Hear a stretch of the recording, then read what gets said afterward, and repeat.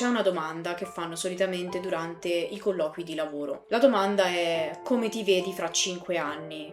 Oppure come ti vedi fra 10 anni? E ad oggi questa domanda mi fa un attimo sorridere. Perché dico questo? Perché quando mi è stata fatta questa domanda, tutto quello che ho detto in quel momento ci credevo veramente.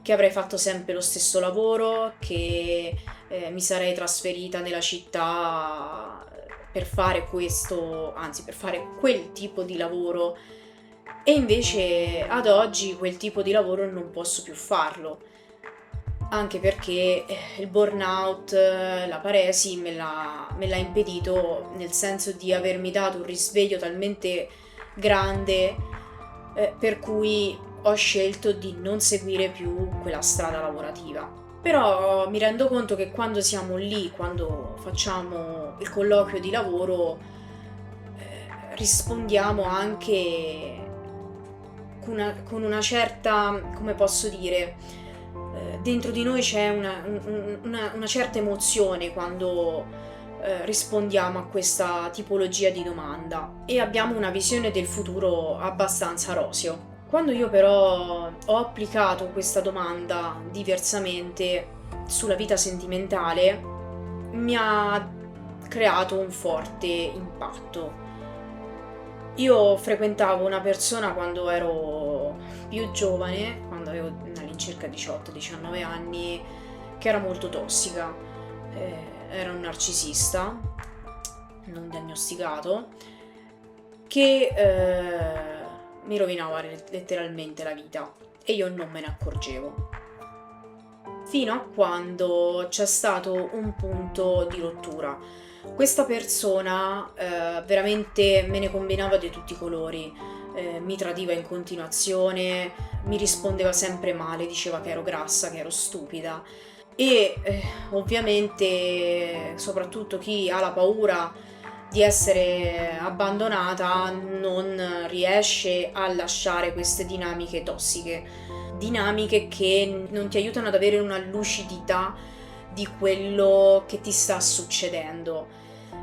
E questa cosa l'ho portata veramente avanti per tantissimo tempo, fino a quando non c'è stato il momento più eclatante per cui lui mi ha tradito e io l'ho scoperto, e da lì è iniziata una sorta di riflessione interiore, anche frequentando nuovi ragazzi. Ho iniziato ad utilizzare la tecnica dei colloqui di lavoro in maniera diversa, ovvero io con questa persona come mi vedo fra 20 anni?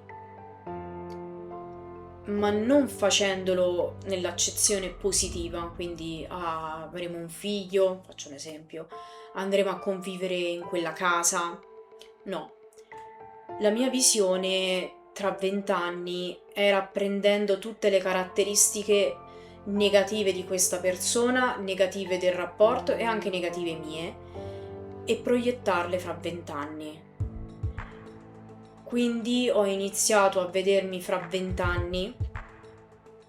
Ad esempio, avevo immaginato, se io resto con questa persona, no? Fra 20 anni magari avremmo un figlio.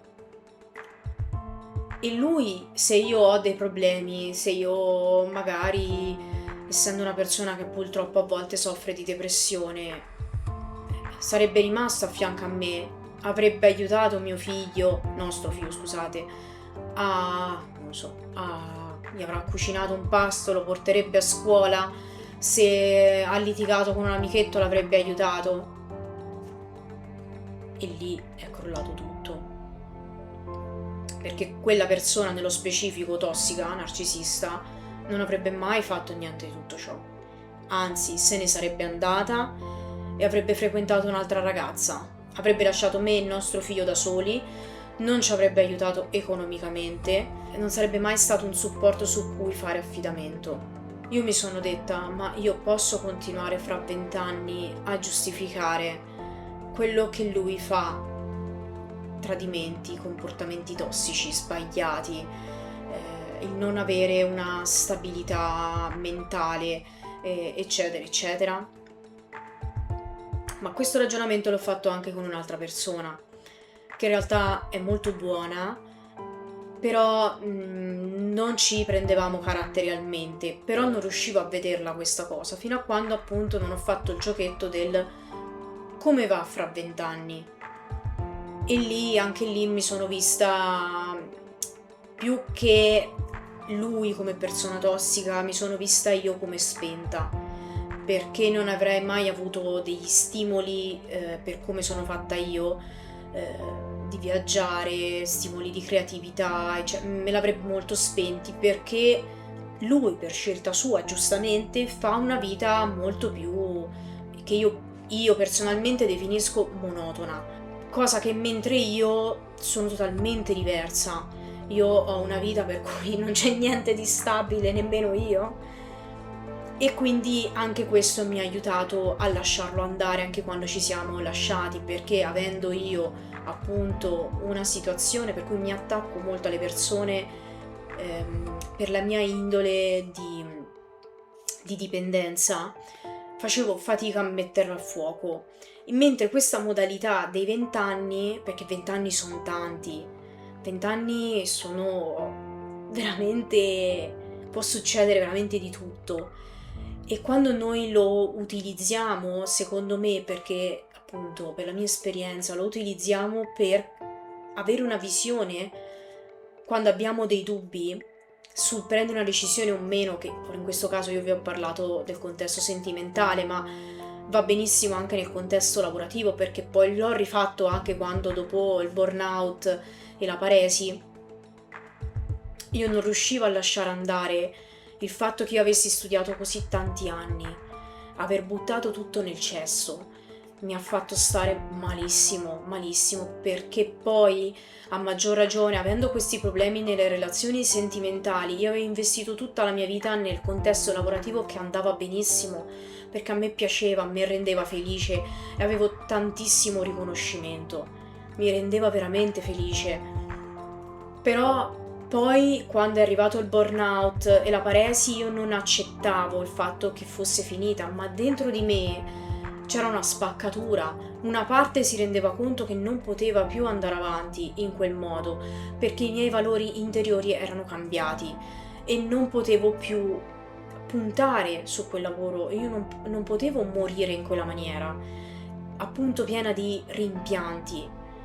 Il giochino dei 20 anni è anche per arrivare veramente a 80, 90, 100 anni in punto di morte e chiedersi: ho dei rimpianti, potevo fare diversamente. Infatti nel lavoro io ho detto, fra 20 anni, se io continuo su questa strada lavorativa, quali sono le prospettive, positive e negative in questo caso? Che in realtà l'ho fatto anche con gli altri, quella positiva, però diciamo che aiuta di più vedere quelle negative, perché se per noi hanno un certo peso più di quelle positive, non ha senso guardare anche quelle positive, secondo il mio punto di vista, però voi potete scegliere come meglio credete. E portare avanti quell'impegno per 20 anni è più difficile, secondo me, svincolarti mentalmente rispetto a 5 anni. 20 anni su di noi pesano diversamente, hanno un peso enorme rispetto a 5. 5 anni ti dici vabbè, ma fra 5 anni sai quante cose succedono, quante cose possono cambiare. 20 anni sono tanti, pesano infinitamente. Puoi farlo anche a 30, però a 30 è già troppo secondo me. 20 è il numero giusto, perché in 20 anni ci sono ancora tante possibilità di cambiamento che tu puoi fare adesso, perché appunto vuoi cambiare la tua vita e fra 20 anni non vuoi vederti in quel modo, ma non sono nemmeno troppi per essere troppo tardi per cambiarle.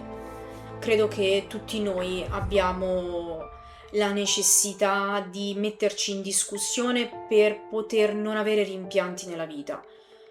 Io penso che tutti noi poi non vorremmo avere dei rimpianti quando arriveremo alla fine della nostra vita, che avremmo voluto fare e vivere una vita totalmente diversa da quella che ci è stata a volte imposta, a volte che abbiamo scelto, a volte perché ci sentiamo letteralmente legati, soffocare.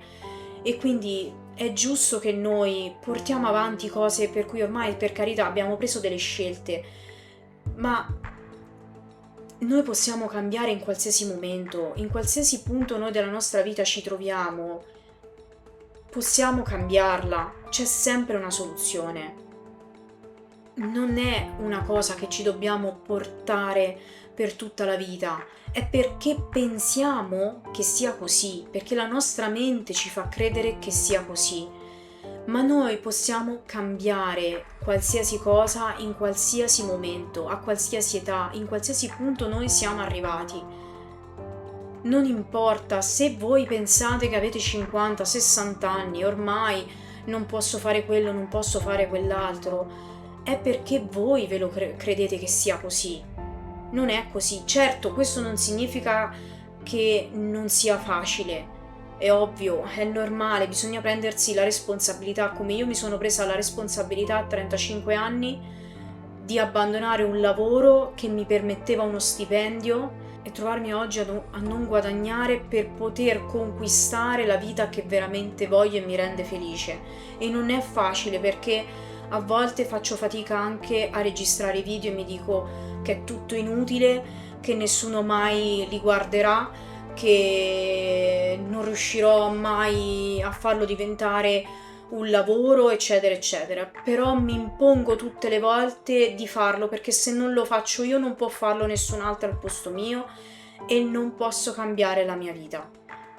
E così è anche per voi, ognuno nel suo avrà questa necessità di riscatto, di voler cambiare la propria vita, qualsiasi cosa essa sia, ma il cervello continua sempre a dirgli c'è questo problema, c'è quest'altro, c'è questo, eccetera, eccetera, eccetera, eccetera. Scrivete, come vi dico sempre, perché anche quello vi aiuta a capire come la mente vi sta ragionando. Io lo so che ognuno di noi ha un desiderio nascosto, anche se questo desiderio è portarlo in parallelo con altro, va bene lo stesso. Non facciamo in modo che arrivati alla fine della nostra vita abbiamo dei rimpianti. Se voi vi proiettate fra 20 anni, qual è la cosa che voi non volete assolutamente portarvi avanti, che non volete tenere più o che volete appunto cambiare? Io ti aspetto qui, come sempre, ogni lunedì.